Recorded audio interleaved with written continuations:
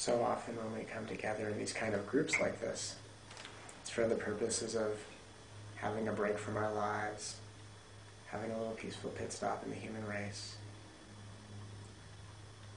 Maybe in terms of trying to gain some clarity in our pursuit from some awakened experience. Maybe having an awakened experience and wanting more of it. Feeling like I need to do something to get back to the awakened experience that somehow is left. And no matter what has happened in our spiritual path, no matter what has happened to us in our own experience, and it kind of becomes irrelevant whether you've had the experience of awakening as a direct experience, that prior to the experience of awakening, or directly after the experience of awakening, awaits the same thing, which is the facing of oneself. The awakening being nothing more than a taste of really understanding directly what is this that I am. And so when you can see what you are clearly, then the facing of what you're not doesn't have to be a problem. And that is the path. The facing of oneself, you can say the facing of our personality, which equally arises in our body or in the bodies of others. And when we can remember what we are, then the facing of any personality in any form, however it arises, is not a problem. It's only a problem when you forget what you are. So we come together in moments like this, that we call satsang, or gatherings, or whatever we want to call it, for the purpose of remembering what we are. Knowing that what we stumble upon as the conclusion of what we are is another thing we're not. When we find what we're not, and we can rest in all the things we're not, it's not so unreasonable for others to be stuck wherever they are. It's not so much a problem for others to see things the way they see it. Because you have two different realities happening all the time. You have the realm of point of view.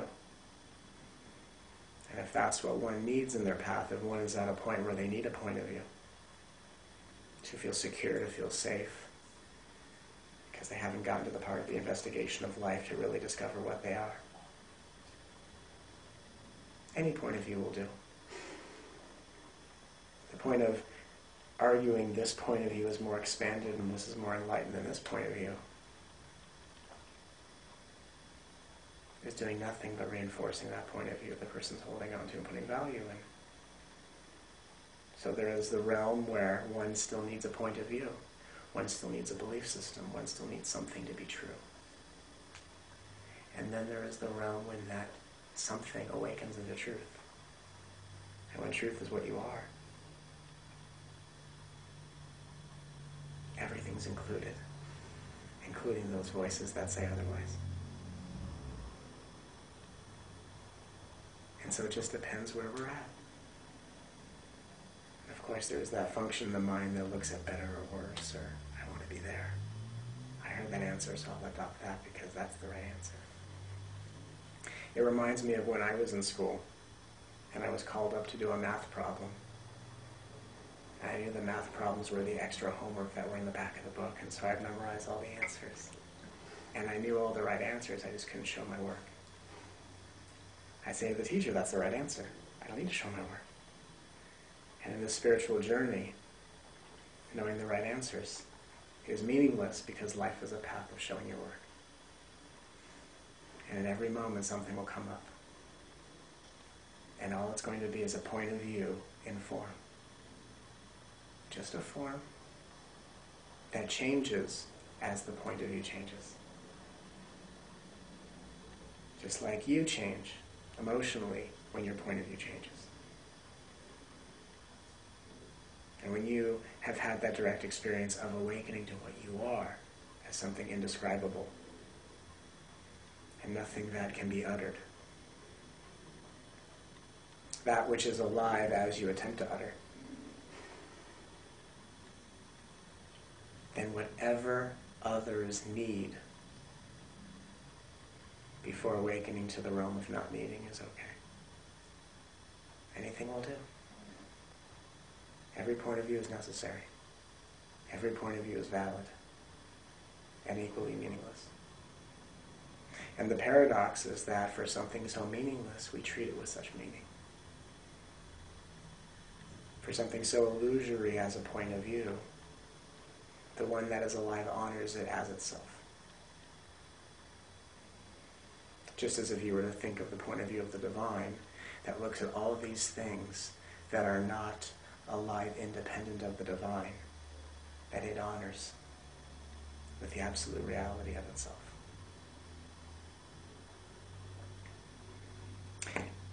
I say all this, or it's being said,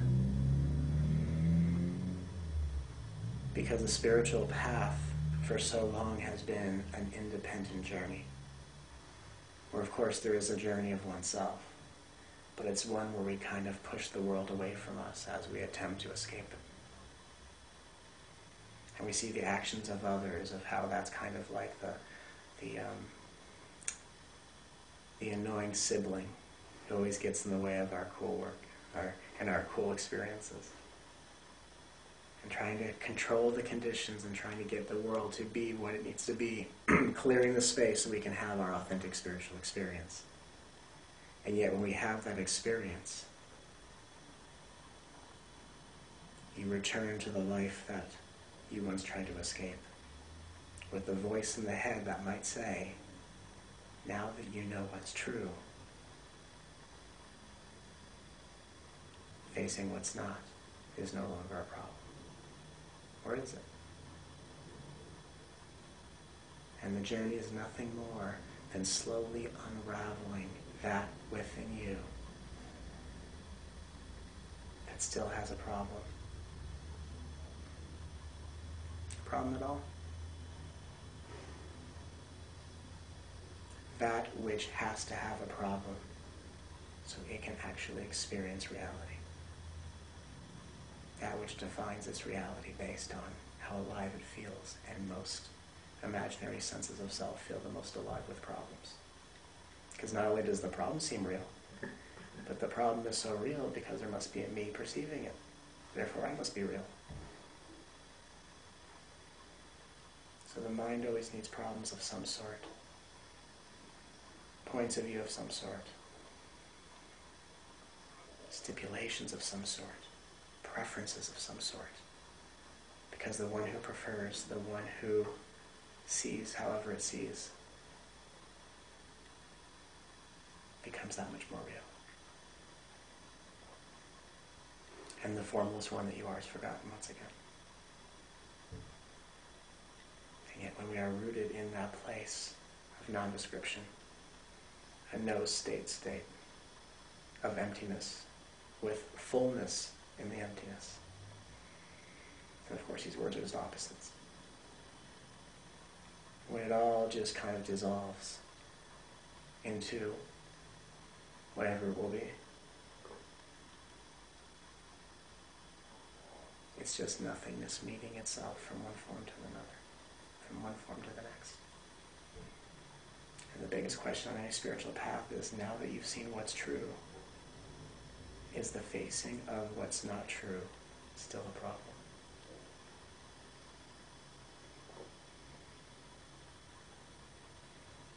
It takes a lifetime to answer that question.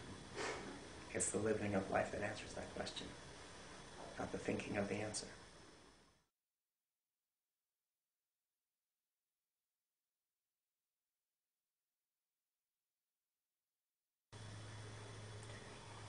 So often when we come together in these kind of groups like this, it's for the purposes of